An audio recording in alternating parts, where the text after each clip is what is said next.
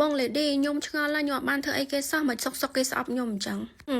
ធ្វើពើវាមិនដែរសុកគេស្អប់យើងទេវាតែងតែមានហេតុផលហើយវាតែងតែមានហេតុផលដែលគេសុកគេស្អប់យើងសុកគេចាមិនចូលចិត្តយើងអញ្ចឹងវាតែងតែមានហេតុផលគ្រាន់ថាយើងនឹងអត់ដែរបានទៅធ្វើអីខុសដាក់គេតែប៉ុណ្្នឹងឯងអញ្ចឹងមកយើងវារកហេតុផលថាខ្ញុំអត់ដែរធ្វើអីគេមកពីយើងអត់បានធ្វើខុសដាក់គេតែសម្រាប់គេអ្នកស្អប់យើងនោះគេរកហេតុផលឃើញហើយស្រេចហើយយើងច្បាស់ក្នុងចិត្តថាយើងអត់បានធ្វើខុសដាក់គេទេយើងមិនដែរមានបំណងអាក្រក់លើគេទេហើយគេនៅតែស្អប់យើងខ្ញុំចង់ឲ្យអ្នកនរគ្នាសួរខ្លួនឯងវិញចាបើគេស្អប់យើងនឹងយើងនៅតែញ៉ាំបាយអត់ហើយបើគេស្អប់យើងនឹងយើងទៅធ្វើការកើតអត់ឬក៏គ្រាន់តែមនុស្សមួយក្រុមទូចឬក៏ពីរបីនាក់ស្អប់យើងនឹងយើងអត់អាចធ្វើការរកស៊ីអីកើតហើយជឿខ្ញុំទៅក្នុងជីវិតនេះទាំងអស់គ្នាយើងជួបច្រើនណាស់មនុស្សខ្លះល្អមុខយើងក្រោយខ្នងយើងមិនដឹងណាណៃអ្នកខ្លះតសើបច្ច័យបច្ចើយើងក្នុងនាមឌឺដងធ្វើប្របាក់មុខយើងអញ្ចឹងមិនខ្វះឲ្យយើងជួបច្រើនណាស់មិនថាទាំងអស់គ្នាជាអ្នកណានៅក្នុងសង្គមចានៅសាលារៀនឬក៏នៅក្នុងកន្លែងធ្វើការគឺតែអញ្ចឹងអារឿងការគិតរបស់គេនេះមួយការយល់ឃើញរបស់គេនេះមួយមកលើខ្លួនយើងគឺអត់សំខាន់ទេកុំយកវាដាក់ក្នុងចិត្តហើយបើសិនជាបងប្អូននៅតែអូយបងអើយខ្ញុំចិត្តមិនដាច់ទេចាយកពាក្យគេមកដាក់នៅក្នុងចិត្តនេះខ្ញុំណែនាំសភៅពីរក្បាលនេះបងប្អូនអានណាចំណាយពេលអានតិចទៅដើម្បីជួយសុខភាពផ្លូវចិត្តយើងឲ្យកាន់តែល្អឲ្យកាន់តែប្រសើរឡើងក្រោយខ្ញុំចង់ប្រាប់ទៅអ្នកទាំងអស់គ្នាឲ្យសួរខ្លួនឯងថា